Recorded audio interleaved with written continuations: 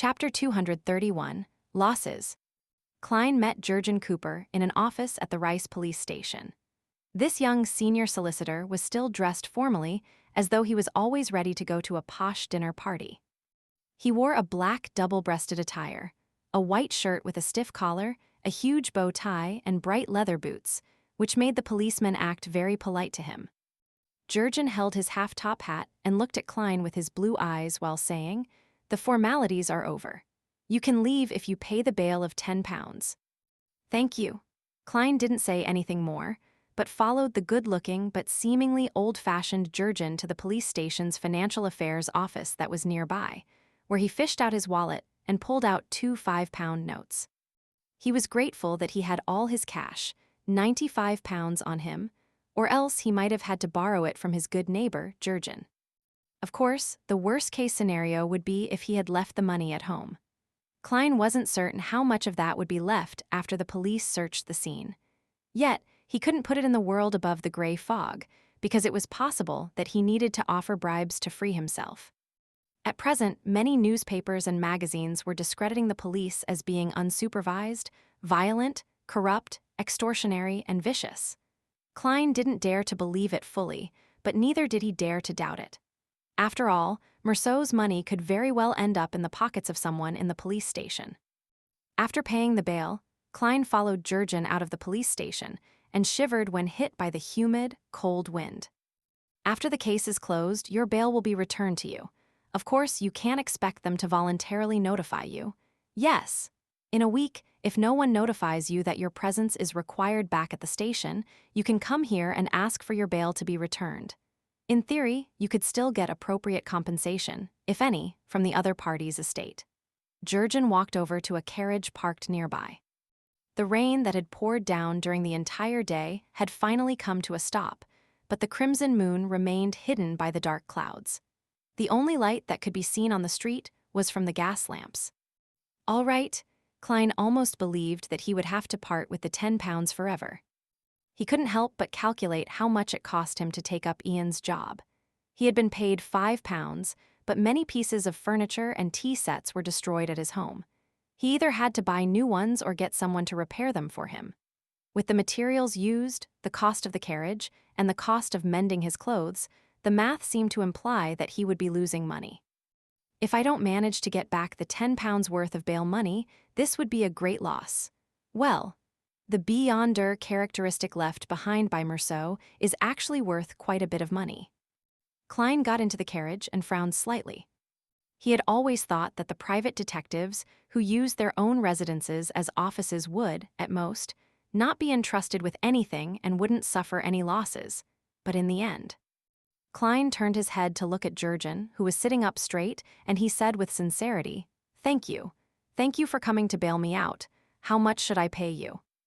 Jurgen nodded very formally and said, "This one's pro bono. I heard from Sergeant Faxane that you were involved in an incident. I believe that we'll have many opportunities to work together in the future." There will be many opportunities to work together in the future. Klein couldn't help but laugh as he said, "Lawyer Jurgen, are you cursing me?" Jurgen shook his head solemnly and said, "No, it's not what you think. It's very common for a private detective to have a fixed lawyer he works with. Sir, you sure lack a sense of humor, even though you look rather young." Klein lampooned before saying with a smile, "Coincidentally, I'm in need of a lawyer to help me draw up an investment contract." "Investment contract?" Jurgen asked in a slightly stunned tone. "I know that this isn't part of the work of a private detective, but I happen to chance upon a good investment opportunity," Klein explained simply. "Lawyer Jurgen, how much would a contract cost according to your usual fees?"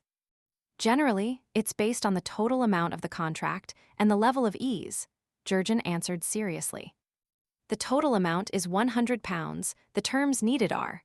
Klein described his needs in detail, including a preemptive right, veto rights, and so on. Jurgen thought hard for a few minutes before saying, £2. I'll give it to you Monday morning." "All right," Klein said no more regarding the matter. Instead, he began asking Jurgen information about the case that night. On the way back to Minsk Street, Klein took the initiative to pay the carriage's fare of 3 soldi. After bidding farewell to the young but serious lawyer, he walked back to his house. He opened the door, and when he saw the messy scene, his heart winced. He never expected that he would start his detective business with a loss. Just as Klein took off his coat and began working on cleaning up the mess, the doorbell rang. He opened the door in puzzlement and saw Julian, the maid from next door in a black and white skirt. "Good evening, Mr. Moriarty.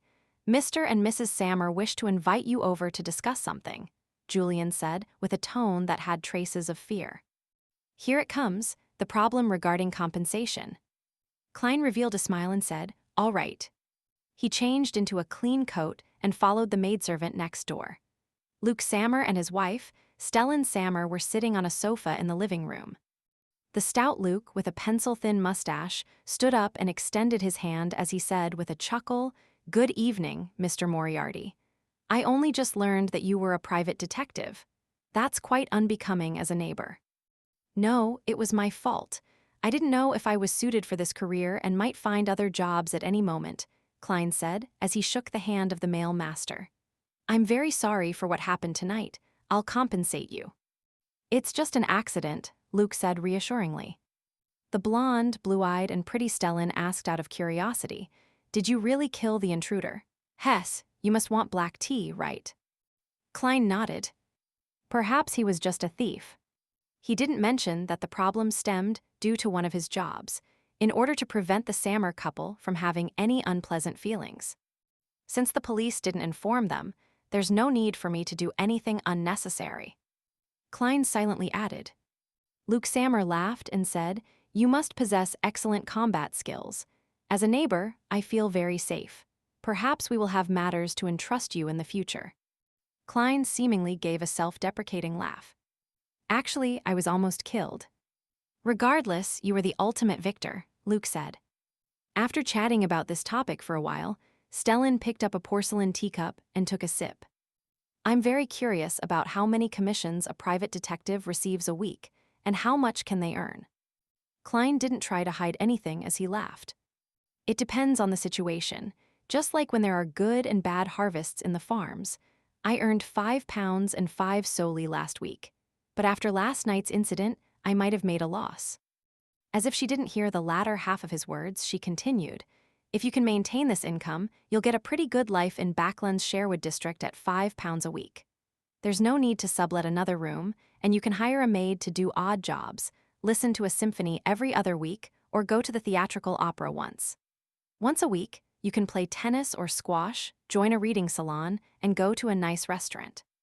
Of course, if you're already preparing for marriage, you need to save a little money. A weekly salary of £5 is still a little short of being truly decent."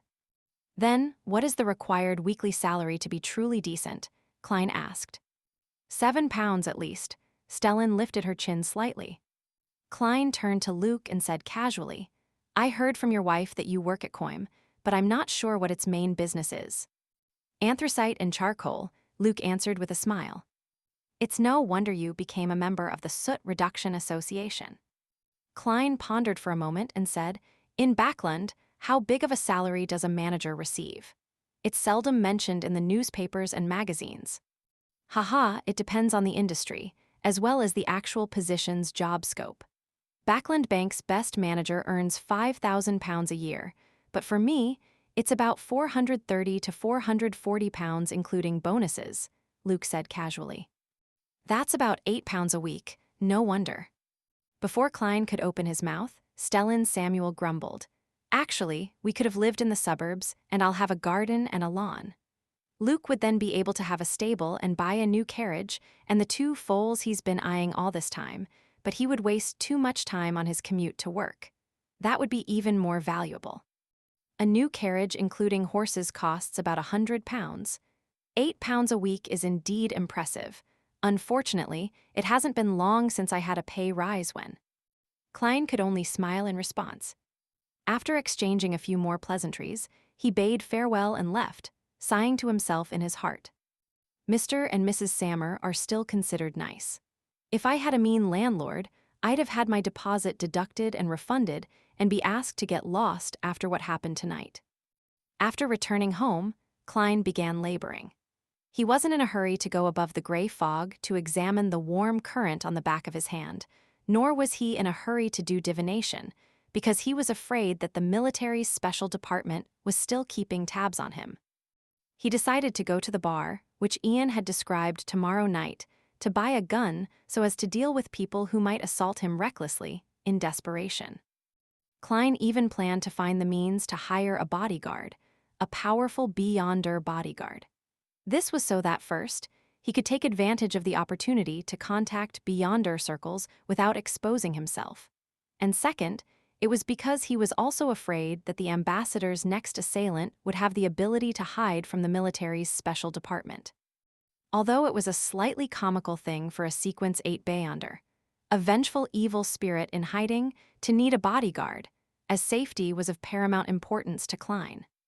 If the price is too high, I'll blow the copper whistle for Mr. Azik, which, of course, might be more dangerous. I don't know much about sealed artifact 008. After cleaning up the house, Klein silently muttered. After the purification ceremony ended, the man in the white mask said to Zio and Fours, "No matter what kind of sinister spirit it has already been exorcised by me. Heh, if it has reached the level of an evil spirit that I'm unable to exorcise, it should have given a response." However, there was none. As he spoke, he poured the water which had condensed on the emblem of the sun into a small metal bottle and handed it to Zio. "Sprinkle it in your room to ward off any remnants." "Thank you." Zio paid him while feeling the pinch, but she felt a lot more relaxed. Moments after she returned to the living room with Fours, the attendant delivered a note to them. "Miss Arbiter, who has just bought the sheriff formula, would you mind having a chat in the study? I might have what you need."